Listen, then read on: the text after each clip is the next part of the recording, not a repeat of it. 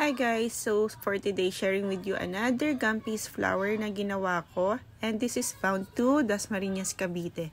So this time, ang gagawin natin is orchids naman. Ayan. So this is my first time na gumawa ng orchids flower. So may binigay naman sample si client ng gagayahin. And nag-search na rin ako dun sa Google kung paano yung pinaka-feature talaga ng mga orchids. Ayan. So, ang orchids naman iba-iba talaga yung flowers niya.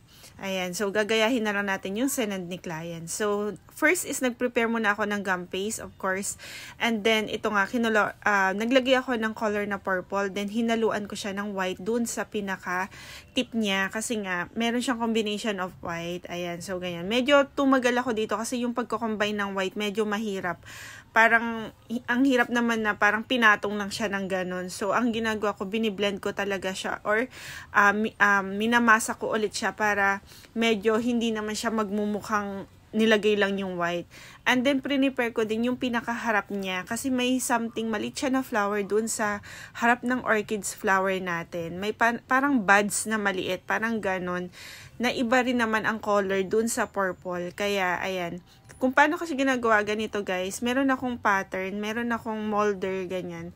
May pangkat ako na ginagamit para madali nating ma-achieve yun. Tapos meron akong foam na ginagamit para ma-mold agad siya. Pag natutuyo siya, is ma-mold na siya ng naka-shape na pa-curve, ganun, or palabas yung petals niya.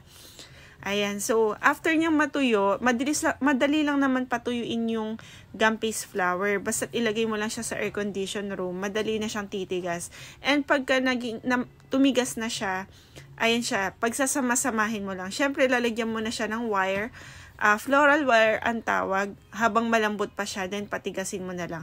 And kapag nga natapos mo siya, ganito yung kalalabasan niya. Ayan, so maraming wires yung gagamitan kasi nga kada petals maglalagay ka ng wires. Ayan, so paano siya kinakabit? Ganito guys, gumagamit ako ng floral tape. Ayan, madikit yan guys para kapag pinagsama-sama mo na yung mga petals, madali na lang siyang ma-arrange. Ayan, so ganito siya kung paano siya ginagawa. So, yun nga, magpiprepare ka muna lahat ng petals mo para pag-assemble na, ayan, pagsasama-samahin mo na lang siya. Then, nilagyan ko na lang siya ng konting paint para magmukha siyang totoo. Ayan, so ito na yung mga natapos ko. And then, after nga nitong 6 flowers na to, gumawa din ako ng light pink kasi may combination siya na light pink. So, dun sa paggawa nung tong light, medyo nadalian na lang ako kasi nga nasundan ko naman na yung pattern ng purple. Kasi di ba nga first time kong gumawa, medyo nahirapan ako nung una. Pero dito yung sa paggawa ng light pink, medyo madali na lang siya. Nasundan ko na kung paano yung pinakamabilis na process niya. So, eto, meron akong mga ginagamit para mas madali nating ma-achieve yung ibang mga shapes. Ayan. So, same procedure, papatuyuin ulit, saka mo siya pagsasama-samahin. Ayan.